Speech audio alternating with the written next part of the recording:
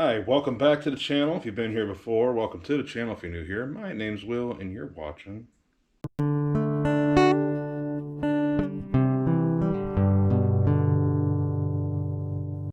So tonight we're going to be doing a quick run over of the do's and don'ts with the Vulcan spool gun. And I've gotten some questions and I didn't go over any of the what ifs, troubleshootings, like why is it doing this, why is it doing that. Well, tonight we're going to go over that. So let's go ahead and take a quick look at the machine and the spool gun, and we'll go over some real quick specifications on that and give you guys a quick rundown on how to hook it up correctly. Okay, so just go over what we're talking about. You have your Vulcan spool gun from Harbor Freight, and let's say just bought it, never done any welding before, and it tells you how to set it up, but you just can't get this to set still. Like, no matter what, this is wobbling and screeching when you're welding. Well, this is supposed to be tight. So what I've come to notice with this is it's not supposed to move. So that, you're not supposed to do that. So say you put your spool on, this little collar here with the knurling on the side, that's what tightens the spool down.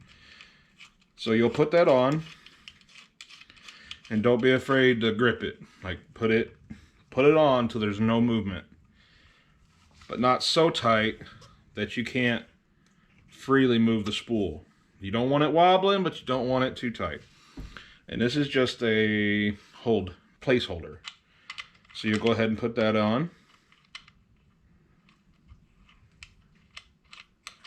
And you don't need to put this gorilla tight. Let's get it, cinch it tight, and you're good. And like I said, that should not move. It shouldn't be screeching and rolling around, because if this is rolling around freely, that can get too much fed through, and you'll have a bird nest. You don't want that. Okay. Wow. Okay.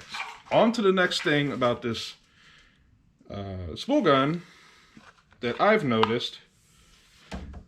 With aluminum, you need to, it's a very soft alloy, so you need to set your tension correct. Otherwise, you're going to be squishing it, and you're going to run the risk of a bird's nest. Any interruption here at all, like if this gets just a little too tight, or, you know, like something burrs up on the end here, if you got that tension too tight, it's going to ramrod it in there, and then you got a bird's nest. You have to take all this out, clean it up. Not a big deal, but let's not do that.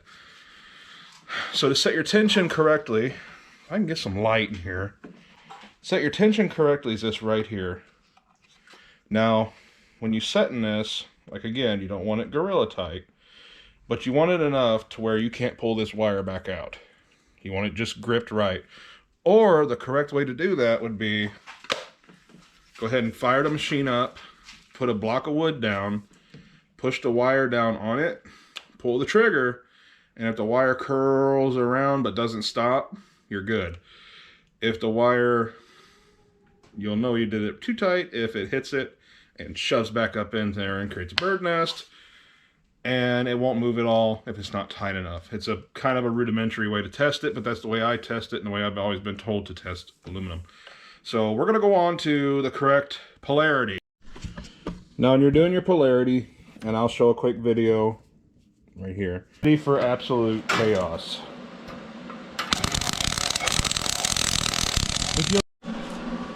So when you flip your polarity wrong like that, as you'll see here, it didn't even attempt to weld it. It just literally threw balls of aluminum at it.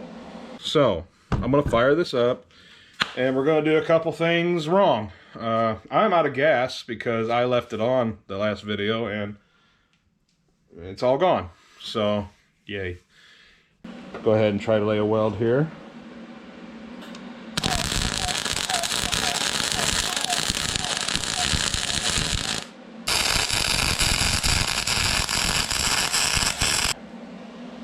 You're not getting the proper coverage, and aluminum is a drama queen when it comes to not having gas. So next we're going to be looking at too hot and too cold. Now this isn't for every single welder and machine, and I kind of touched on it in the last video, but this machine, the Vulcan, the Omni Pro 220, does come with presets.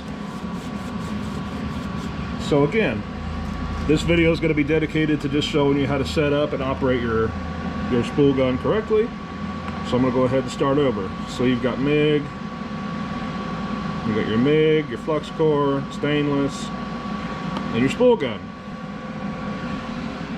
And what you'll notice on the spool gun, and a lot of people probably won't, is that little number right there. 5356, 4043. Now the difference between those two goes into the structural side of metallurgy, and I can put up a small thing here and there, the difference between it. You can pause the video if you'd like to read that. There is a big difference, and there's a reason there's two types of wire. So I'm going to roll back to 4043, select, and here it goes with the, sorry about the camera movements, this thing's fighting me. You're going to see your polarity. Why can't I get the word out? You're going to see your polarity. Out, in, out. Once you have that set, confirm. Confirm your size wire. These can run up to 0.35, I do believe. Yes.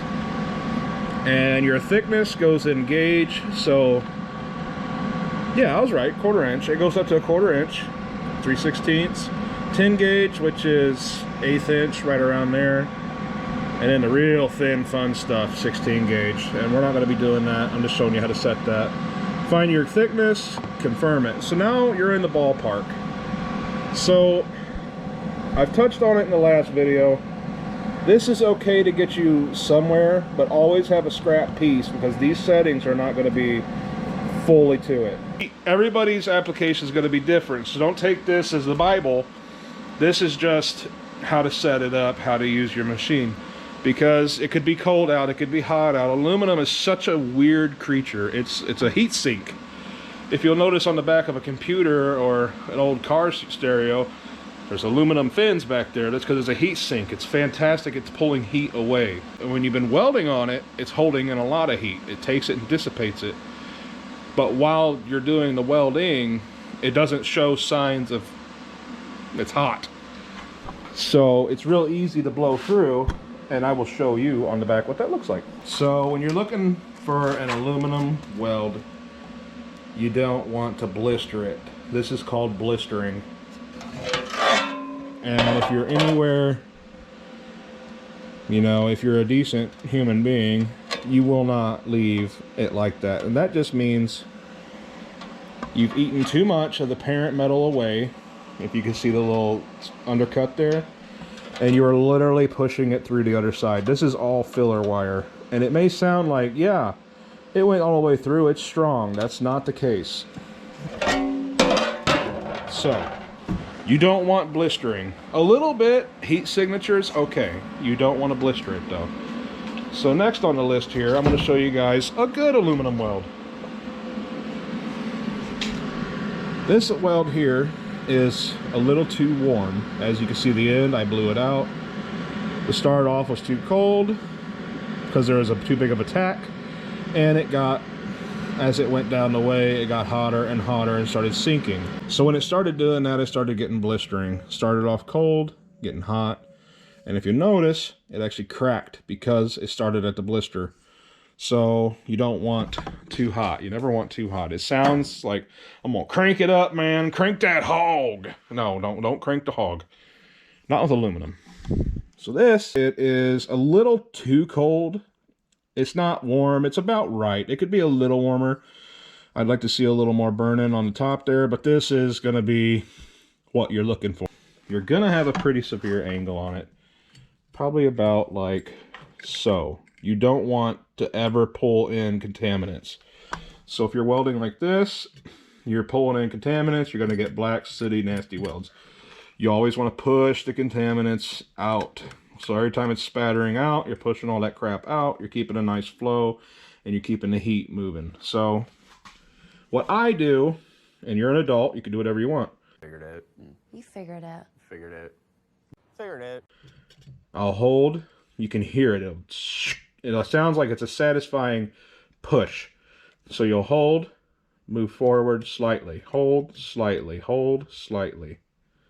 And you're moving like this. Obviously a lot faster while welding.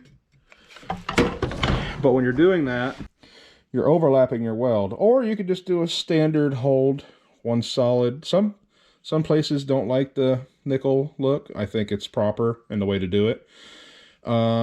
Yeah, that is what you're looking for with this machine. And to get that, you got to have, let's go over our checklist. All right, so you got polarity. Make sure you're using the correct wire. Make sure you're running 100% argon. And always make sure you got your ground on. And you should be good. Honestly, it's very foolproof. But I just wanted to go over some things I have struggled with when I first started with aluminum. Especially this machine here. Very good machine, but you can still screw it up. This machine, this gun here, very good, but it has some stuff where they won't explain things, kind of like the nut in there. Because I had this thing loose for the first 6 months of owning it, and it drove me up a wall until one day I tightened it. It was just hidden in there. I always thought the big one tightened it, but it didn't. So I hope you guys found this useful. The other video took off pretty good. I got a lot of subscribers out of that, and I'm hoping you guys are still here watching this one. So more is to come. I finally have a heater for the garage now. That's why I'm out here. And just thank you guys for everything. You know, it gives me something to do. Just feel like I could feel it. I could feel the brotherhood. That was lame. All right. You guys have a great night. Thanks for watching. And I'll see you next time.